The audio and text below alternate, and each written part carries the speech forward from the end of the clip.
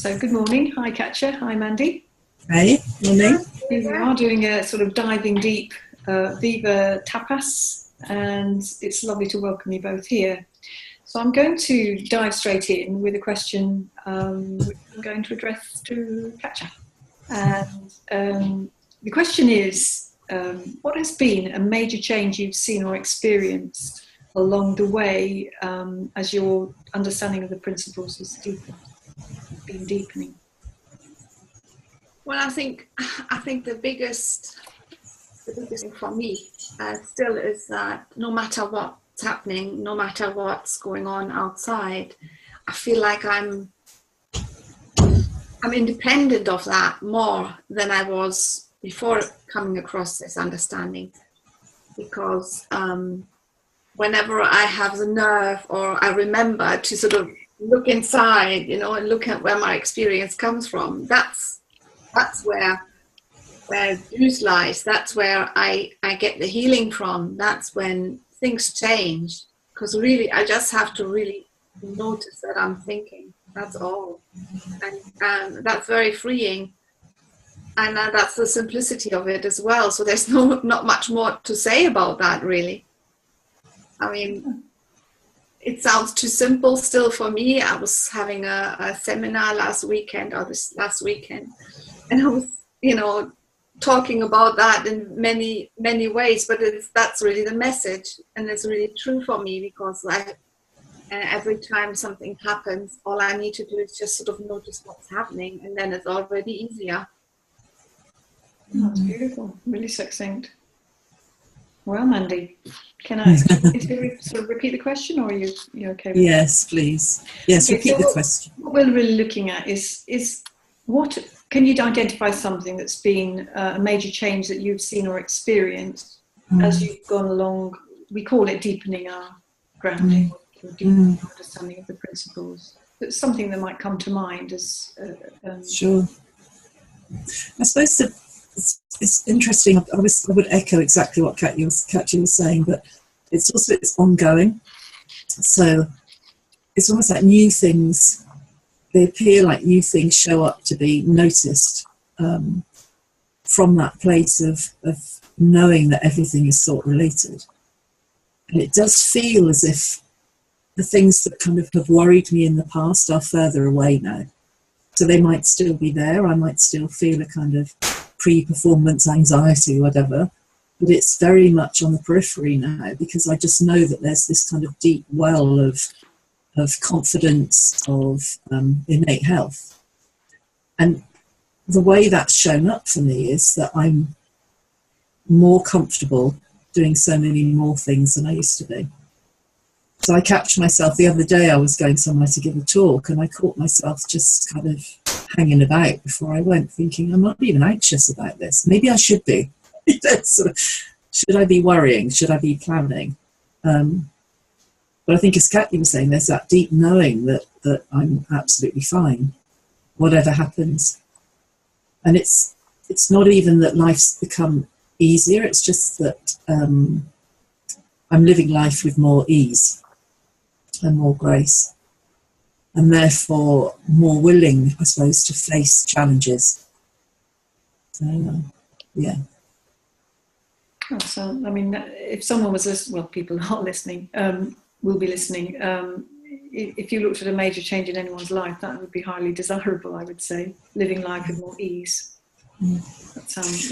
And I think, because I did, when I first came across the principles, I thought, oh, great, this is something where I can be happy all the time. And I think a lot of us kind of go into that feeling. And it's not that I was disappointed. It was like, okay, so when's this sort of nirvana going to arrive?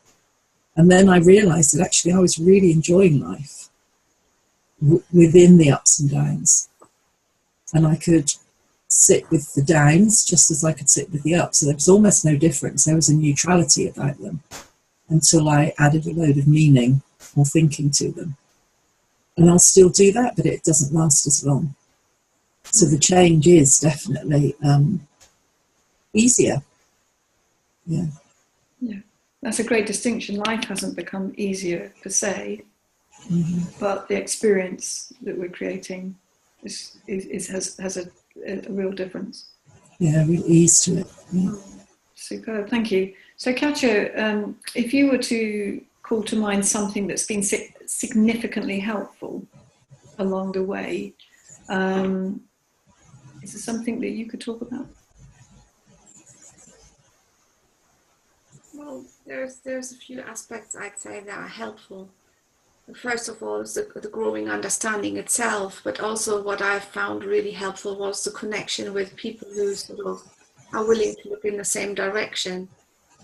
So there's this, I feel it's like a support network of friends who are on the same journey, and I really, really enjoy that, and it's been in my journey very, very helpful.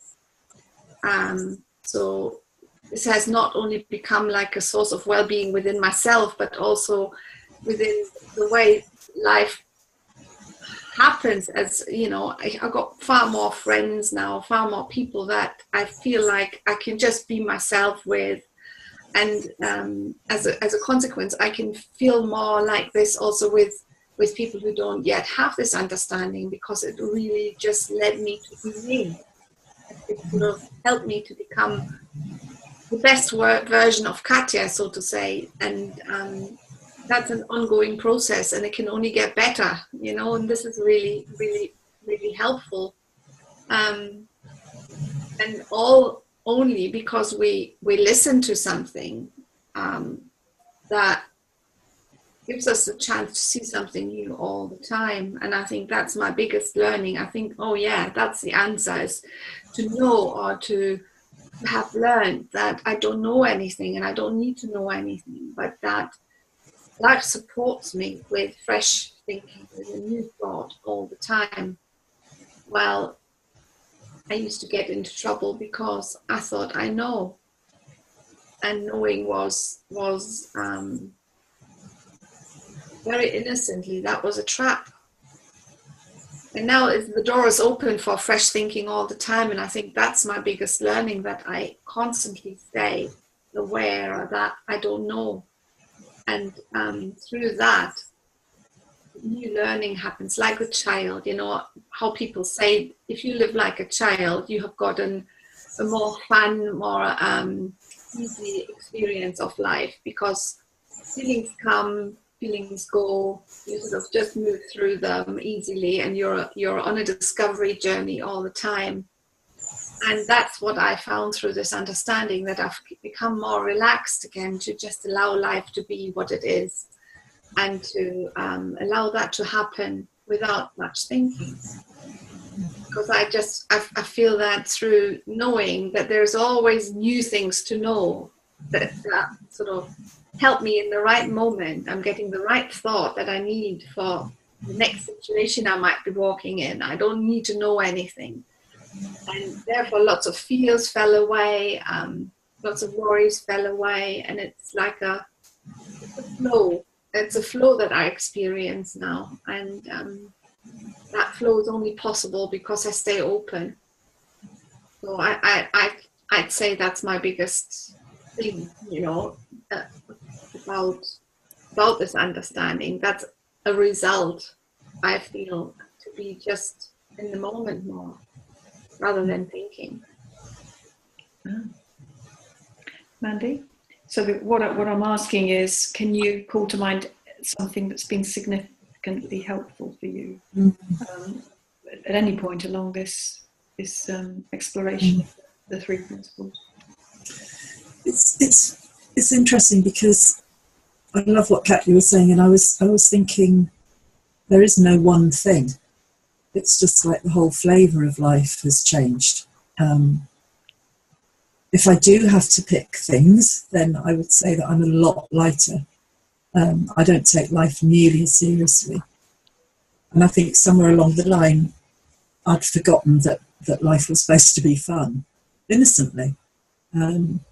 So I was quite a serious parent, and I was serious at work, and I was serious about my relationship, and I thought that the way to do good was to take things seriously, and that made a lot of sense to me, until it stopped making sense, and I realised, oh no, I've made that up, as lots of us do. And actually the natural me is quite fun, quite easy, in flow, as Katja said. I love that expression, because that just flowing through life with very little thinking is also a really powerful place to be. So I did worry a little bit that if I was in flow, I wouldn't get anything done. And now I realise it's completely the opposite. I'm so much more in life through this understanding, so I'm willing to show up. I'm really interested and curious about other people, and so I'm connecting with people a lot more than I used to.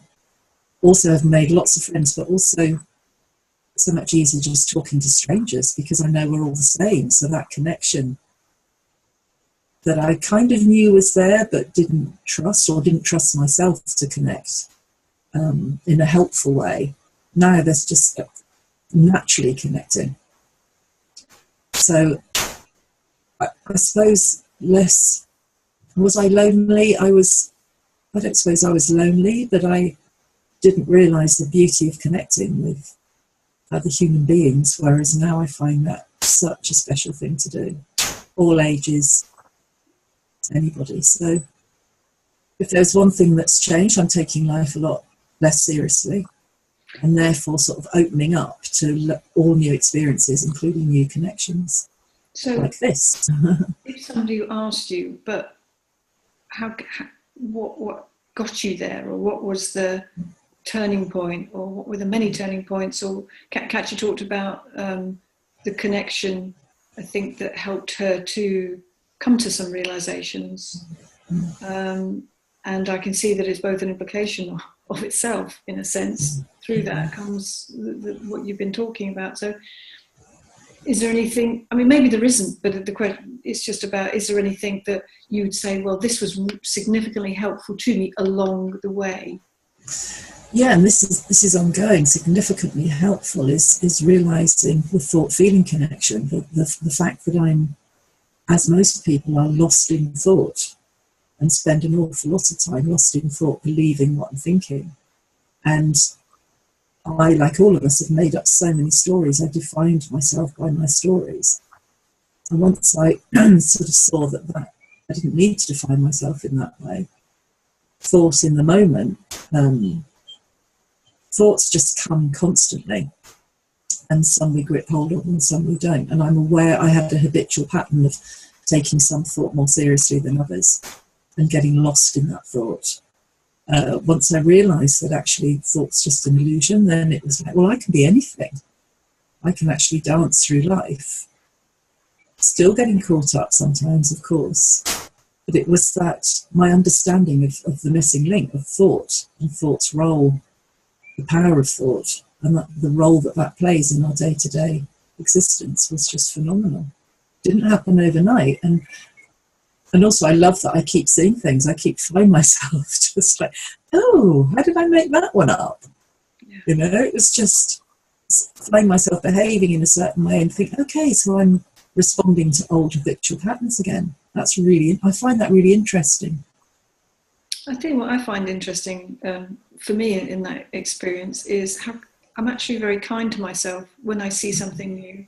It doesn't elicit a response of, well, how could you be so stupid? It's more about, oh, you were doing that. And there's a sweeter flavour to that than what would have been the habitual pattern, was just to think, well, I was being a bit stupid because I couldn't work something out, or what's the matter with you kind of thinking, as opposed to, oh, you see the innocence of everything, and certainly the innocence within yourself. And I think that's stopping the thought storm before it becomes a thing, stopping thingifying things. So the thought will still come up, but I don't then make a whole movie out of it. I catch myself more quickly. And again, it's like, oh, there I go again. That's an interesting one. Yeah, sorry, Katja. I think I just sort of clued into how you could put it. What is actually helpful about this is the understanding itself. It's like that you start to see something that already works inside of us. That's been the case all the time and will always be the case. Sorry, I'm saying it wrong, but it's like it's been like this all the time, and it will be always like this. And it's a bit like and you know, it comes to mind like riding the bicycle. When we start to learn how to do it, we're wobbling and we can't really find the balance. And in the moment when we find the balance, we're on the road, and then we can go through it. So the understanding itself is just the same. It sort of enables us to take the ride, to live by knowing how it really works rather than wobbling. So I think that's the key point, and it's just such simplicity in it, because we're already using all the nature laws that are behind the scenes, but we don't know that. But once we know that, it becomes conscious.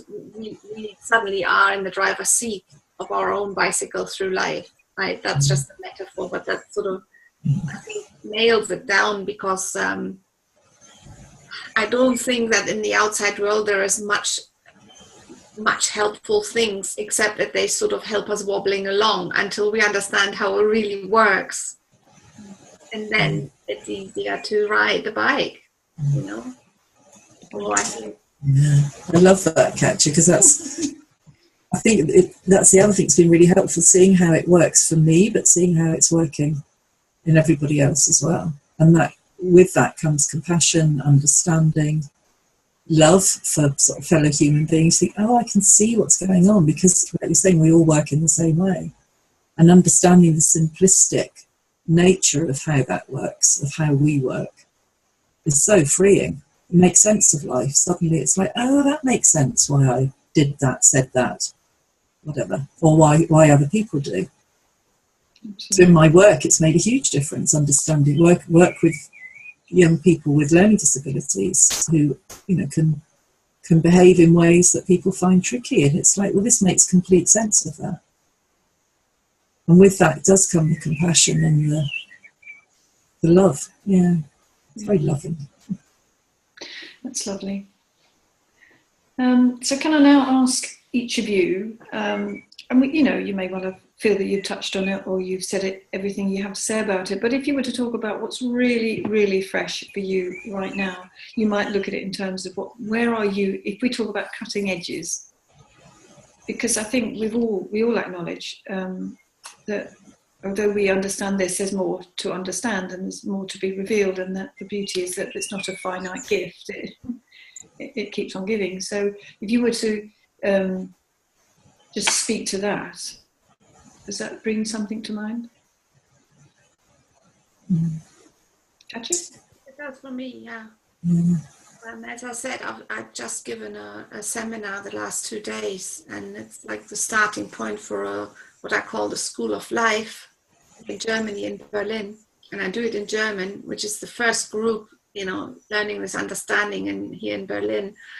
And I used to really beat myself up for whatever I did, like give a talk, do a seminar, whatever. Afterwards, I was always really hard to myself, you know, criticizing myself, what I've done wrong and what I could have done better, and that was not good, and that was not good. And every single time I fell into a really sort of down feeling after doing something. While I was doing it, I always had a good feeling, and I felt really like I was present and doing it. And this time, the first time that I was doing things that afterwards there was no critic in my head sort of beating me up for all the things I've done, but it was just that I knew that whatever I've done was the best that I could have done in that moment, given the place I was at. And there was absolutely no critic. There was no nobody saying in my head, this is not good enough, you know. And that's new to me, and that's so big, because I don't even know how that happened, but that just happened. That suddenly I'm sort of free of that, and I can still see clearly that there was things to be doing differently or whatever, but this harsh, really nasty critic is just gone. And then for me it's really a wow, because I really had a really bad critic in my head. It's funny, we can spend years chasing a critic around, but there's nowhere for it to go. But the minute that you see that, oh, that's my critic, I'm making that one up, there is that natural. Exactly. So the whole thing is that obviously through the process of this understanding that thinking didn't play much of a role now, you know, in comparison to in the past. And so I'm really touched by that there is learning happening even without us really realizing until we see the result, looking back to how we used to be. And how I am now, it's like, wow, what a difference. I think that's pretty amazing. Yeah. And it's ongoing, you know, this is like Mandy said, you know, this is going to be the next thing, and the next thing, and the next thing. And I think that's so hopeful. Because, you know, even if we still feel there's something not quite right in our life, or it's not perfect yet, or whatever, there's always more learning possible.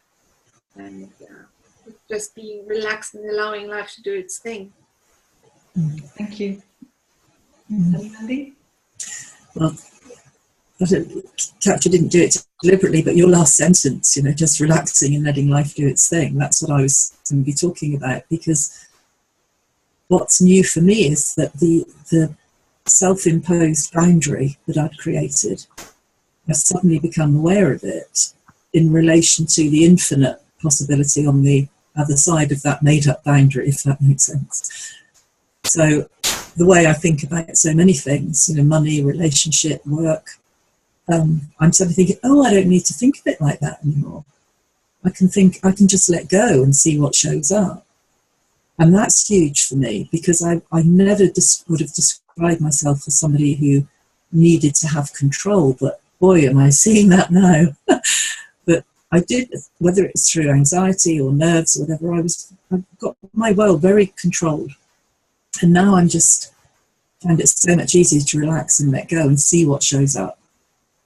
And what shows up might not always be comfortable, which is interesting as well, like a past memory or it's all via thought, but it might be something a little bit uncomfortable. But even that, I'm getting more comfortable with thinking that's okay. I wonder what's on the other side of that. So it is about trusting. We try and put things into words, don't we? But it's knowing that that sort of formless energy has got my back all the time. And actually I can relax into it and be kind of nudged in different directions by it rather than my little ego mind. So. Thank you. I get the pleasure of being a listener. So during these interviews, it's just lovely for me to sit back and, you know, reconnect with you guys, but also just to listen. And that was so clear to me, and such simplicity that you're reinforcing. This is not a complex. We're not in a complex theoretical kind of conversation.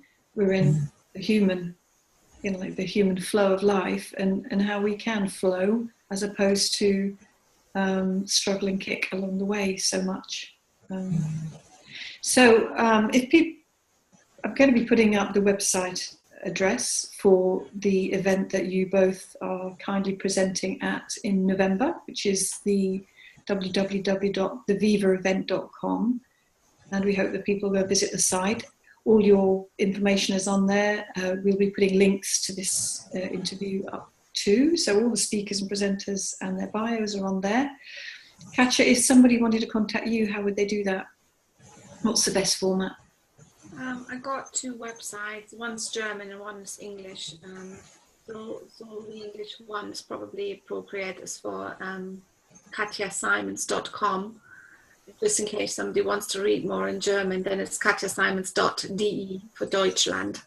Okay, well, that's very easy. Thank you. And Mandy? The best way to get hold of me is mandyspray.com. On the website there will be my contact details. Thank you. Well, thanks to both of you. It's been a pleasure, and I can't wait to talk to you both again. Until then, thank you and cheerio. Thanks, Sue. Bye-bye. Bye-bye. Bye.